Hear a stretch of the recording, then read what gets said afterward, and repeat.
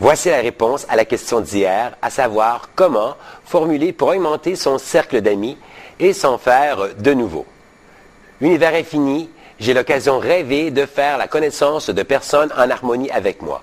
Et nous nous lions d'amitié sincère dans le plus bref délai. Elles sont honnêtes, respectueuses, généreuses, charitables. Vous les qualifiez selon vos propres désirs. Vous constaterez une fois de plus cette grande merveille qu'est l'énergie. Aujourd'hui, j'aborde le ressentiment, qui est une pensée de haine. On dit aussi que ce sont des rancunes et des rancœurs. Une personne qui vit du ressentiment entretient de l'amertume suite à une désillusion, à une très grande déception ou à une mésaventure. Entretenir ce sentiment empêche d'autres portes qui pourraient contribuer à notre réalisation de s'ouvrir. On reste dans une énergie de stagnation. Les chances de rencontrer à nouveau l'amour ou de se réaliser professionnellement suite à une escroquerie, par exemple, seront très limitées. En vouloir à quelqu'un, en entretenant des pensées de haine, enrobe l'énergie causale, c'est-à-dire qui entraîne l'énergie de cause à effet au porteur de ce genre de pensée. Il n'attirera que des situations négatives pour son évolution.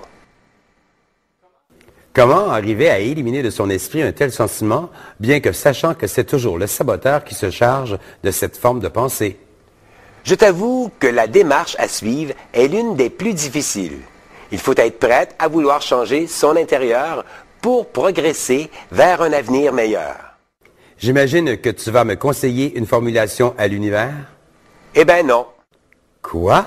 Je t'ai dit non. Faire parvenir des roses rouges en énergie aidera, mais je t'avoue que le travail ne se limite pas simplement à ça. Ce sera un plus dans la démarche, mais il faut travailler sur un autre plan qui est aussi une énergie. Tu veux dire une autre manière d'utiliser l'univers? Pas tout à fait. Il faut travailler sur le pardon.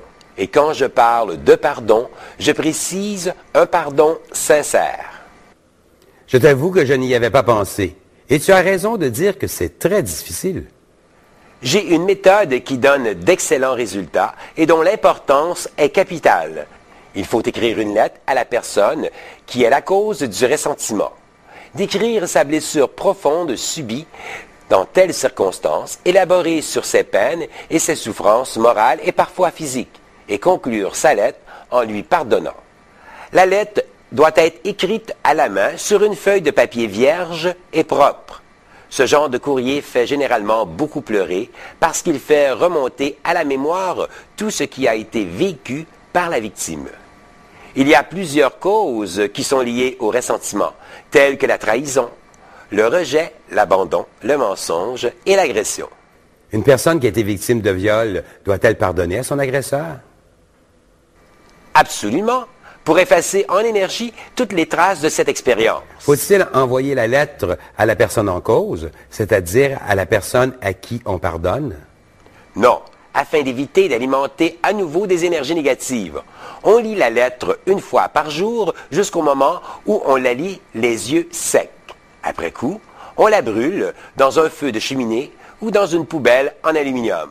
Si la personne est décédée, qu'est-ce que l'on fait?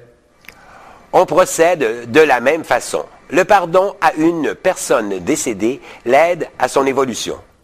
Je t'avoue que je comprends maintenant quand tu disais que ce n'était pas facile. On peut se pardonner à soi-même les expériences négatives de son passé, dont une part de responsabilité nous appartient. Je vous propose de faire une liste des personnes à qui vous devez pardonner et de commencer aujourd'hui à écrire une première lettre.